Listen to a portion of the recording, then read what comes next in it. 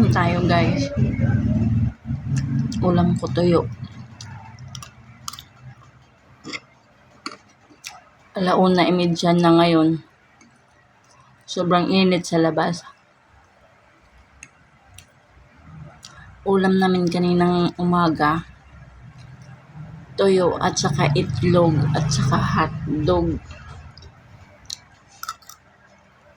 Nakakatamad kasi lumabas eh. Sobrang init.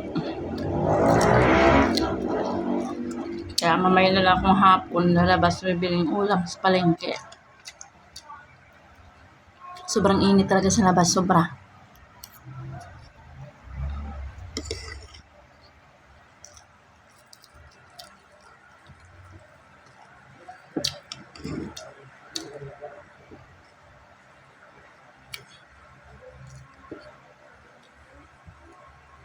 Halo?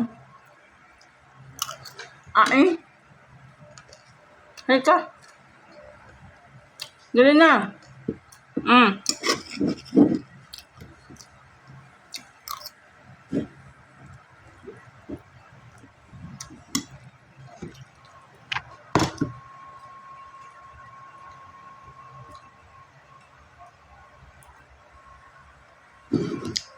sarap ng tuyo. Ang tuyo, hinuhugasan ko muna bago lutuin. Kasi, dinapo-dapuan niya ng mga langaw. Kaya, napakapakan ng mga tagla. Kami naman, doon lang yun tiwangwang. Kaya kailangan hugasan.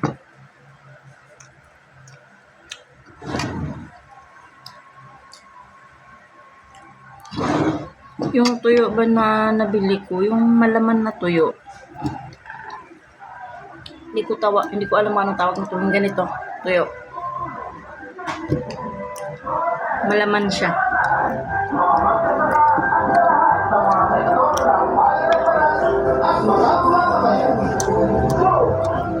Ayaw maikot ng mga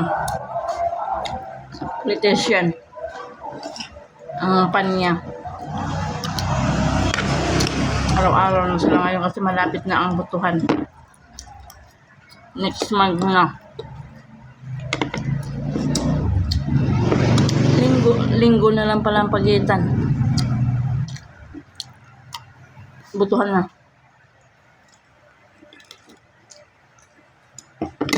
Nagutom talaga ako.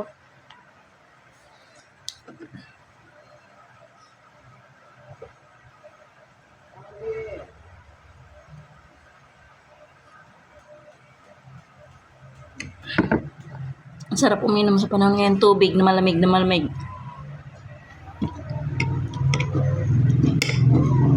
Sarap.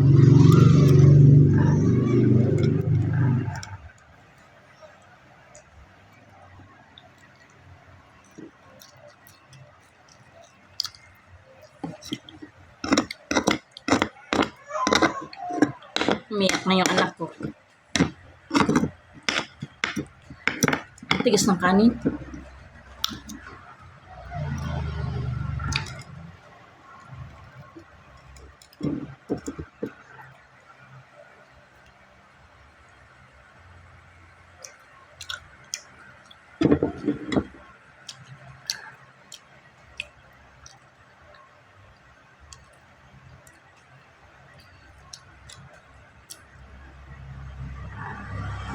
Halo.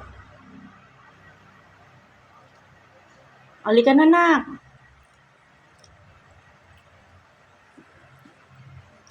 Sobrang init.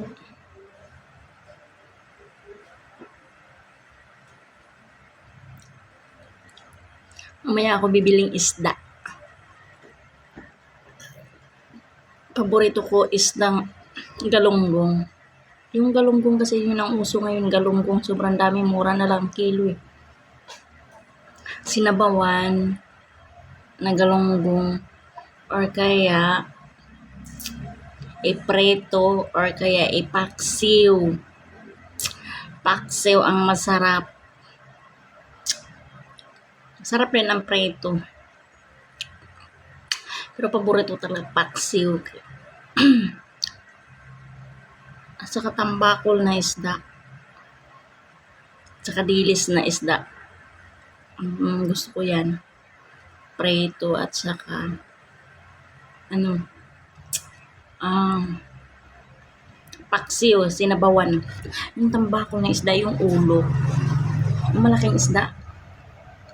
Tambakol. Masarap yung ulo, sabawan. Lagyan mo ng kamatis, maraming kamatis, at saka sibuyas, at saka siling green, at saka sibuyas na dahon. Sarap. Mas lalo akong nagugutom. Ha? Mamaya bibili akong isda. Kung ano lang makita ko mamaya, yun lang. Kasi yun kasing karamihan ngayon, isdang maliliit. Malapit lang dito sa Talipapa.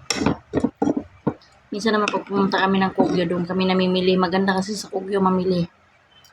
Maraming mga pagpilian at saka doon, pag bumili ka ng mga sibuyas, kamatis, bawang, marami na ang 20. Dito, ang 20, siguro 5 piraso lang ng sibuyas. Doon marami. Kaya pag pumunta kami doon, namimili na ako doon marami at saka mga gulay. Mura lang gulay doon. Saka manok. Meron tag 150 doon kilong manok. Pero yung hindi ko alam kung anong klaseng manok yun. May kal. Ano ba yung kal? Masarap lang kasi ang kal adobo. Kasi matigas ang laman. Adobo lang yung masarap doon. Saka yung iba sinasabawan. Masarap din sabaw. Pero kailangan linisin ng maigi. Kasi kadiri.